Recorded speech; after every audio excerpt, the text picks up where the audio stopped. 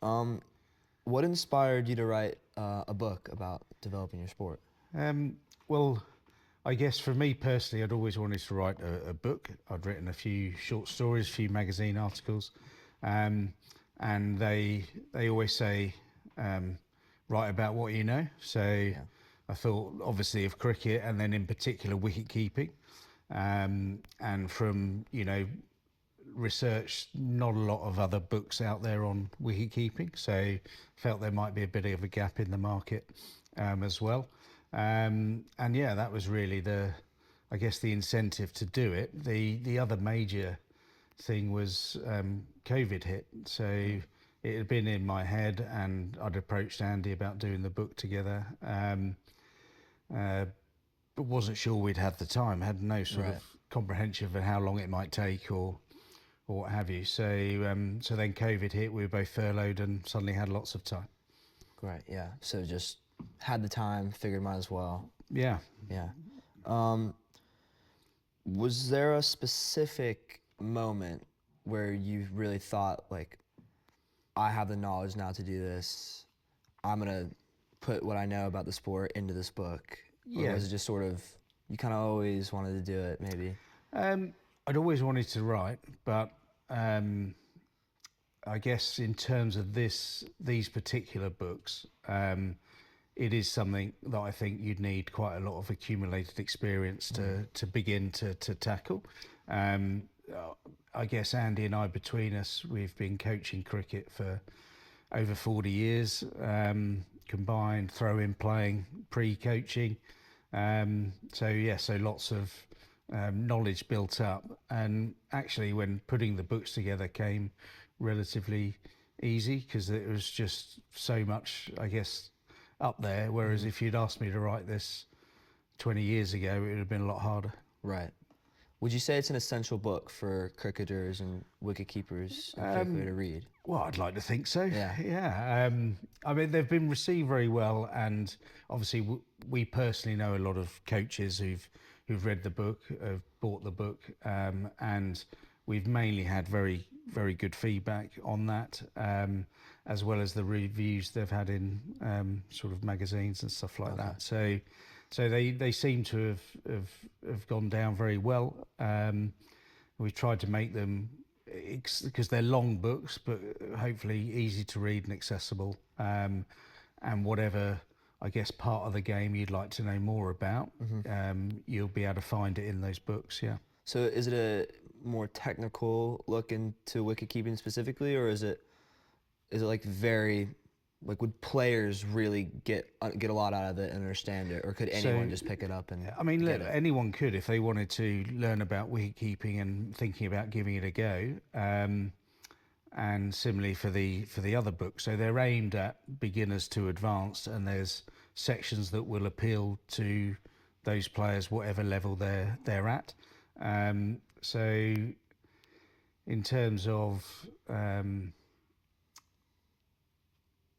the how we put the books together. So you're right, there is a technical section, and we tended to start with that in each book. But then there's big sections on tactical and gameplay and strategy.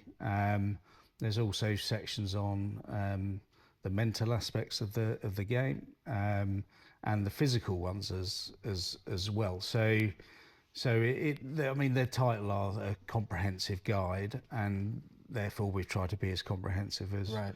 as we can. And then at the end of each book, there's a big drill section where it shows you ways you can practice either on your own or with a coach. Right. So you talked about your journey as an author. Can you speak a little bit about your journey as a reader, just for a little Sure, books? yeah. So I can't remember exactly what age I was, but the first sort of books I started reading were something called fighting fantasy books, which were like role play, where at the end of each section you were given some choices about which route you go, and you turn to a different page. So you were making your own story in a way, and you'd, as a young boy, like your fantasy and your dragons and your swords and sorcery and that sort of thing.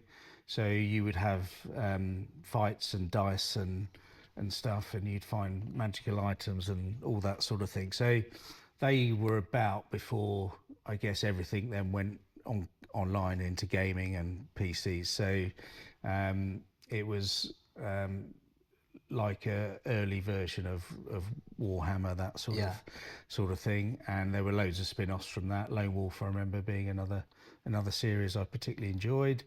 From those, sort of went more into horror, so a lot of Stephen King and James Herbert.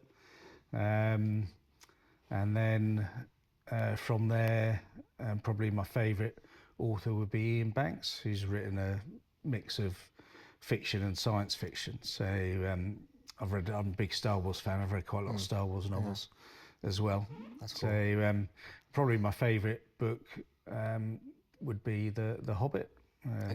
Which I just found a little bit more easy to read and accessible than The Lord of the Rings, which was harder work. Yeah, for sure. Yeah. Are there any books specifically about sports that maybe inspired your writing? Yeah, so I'd love to do an autobiography one day. The best I've ever read was, a biography.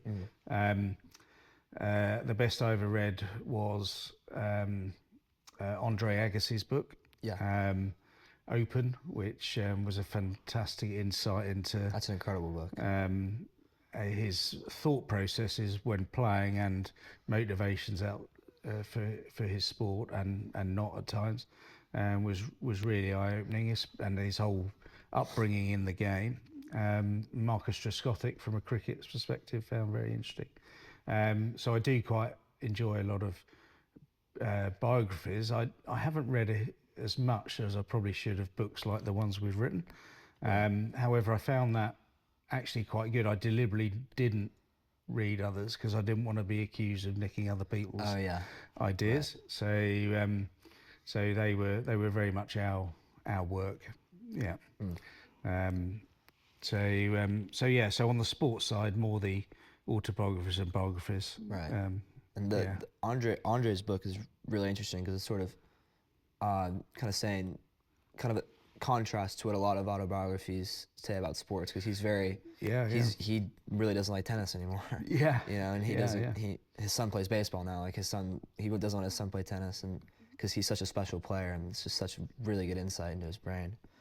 What was the most challenging aspect of writing your book?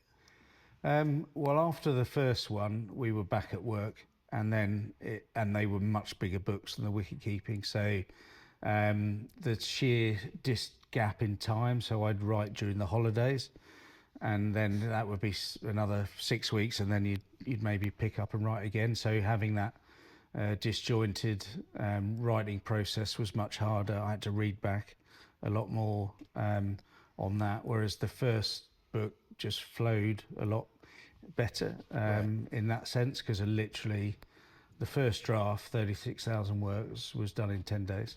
Well, Yeah. And then from there, how long did it take you to make the final copy?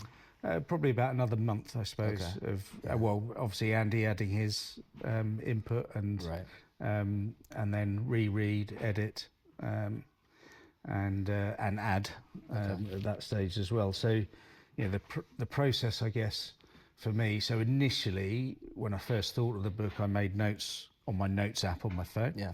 And just random sort of ideas, and then formulated those into chapters, and then I guess made a Word document of